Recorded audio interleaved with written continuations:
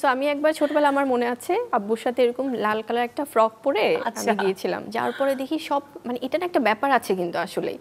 So সব গরুগুলো দেখছি কেমন জানি মানে ভয়ঙ্কর একটা ক্ষেপে যে দৌড়াদৌড়ি ছুটোছুটি শুরু করছে। এই তো এই বছরের ঈদের গল্প শুনছি, তার মানে মানে বড়বেলার ঈদগুলো এইভাবে যায়।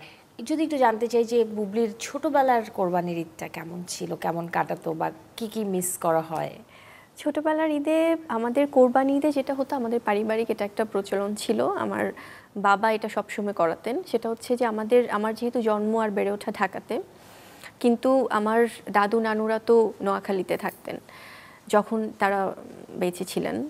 তো তখন না ছোটোবেলায় প্রত্যেকটা কোরবানি আব্বু এটা মানে সিলেক্ট করিয়ে রাখতো যে আমরা দাদুদের সাথে বা নানুদের সাথে ওখানে একসাথে সেলিব্রেট করবো। সো প্রত্যেক কোরবানিতে যাওয়া হতো গ্রামের বাড়িতে, এবং এত সুন্দর করে আমার গ্রাম ভীষণ ভালো লাগে। মানে কেন যেন আমি জানি না, গ্রাম, তারপরে সব শাকসবজি, গ্রিন, এই জিনিসগুলো আমার খুব পছন্দ। সো ছোটোবেলা থেকেই যখন ঈদ ওখানে সেলিব্রেট করতাম, যখন সব বয়োজ্যেষ্ঠরা ছিলেন, সো সেটা একটা অন্যরকম মজা। সকালবেলা কোরবানিতে গরু দিয়ে টানাটানি, গরু ধরে রাখলে দৌড়ে চলে যেত, সেখানে পেছন পেছন রশি ধরে দৌড়াচ্ছে, মানে এগুলো না আলাদা একটা ব্যাপার ছিল। হাটে কি যাওয়া হয়েছে? হাটে আমার ছোটবেলায় মানে রেগুলার যে যাওয়া হতো তা না, এক দুবার গিয়েছিলাম বাবার সাথে। বড়বেলায় আর হয় নাই?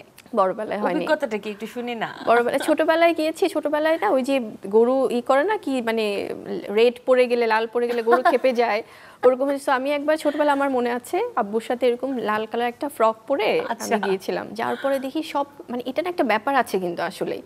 সো সব গরুগুলো দেখছি কেমন জানি মানে ভয়ঙ্কর একটা ক্ষেপে যে দৌড়াদৌড়ি ছুটোছুটি শুরু করছে। তো তখন একটা আঙ্কেল ওরকম বলছিল, লাল জামা পরে আসছে, যে আব্বুকে বলছিল যে মানে এরকম আঙ্কেল আপনাকে তো এই আমাদের এই ছোট্ট মেয়েটা যে রেড পরে এসছে, সো মামুনির তো রেড দেখে মনে হয় এরকমই হচ্ছে, লাল কালারের ফ্রক দেখে। তো এরপর থেকে না কিসের লাল কিসের হলুদ আমি আর হাটে খুব একটা যাওয়া হয় না।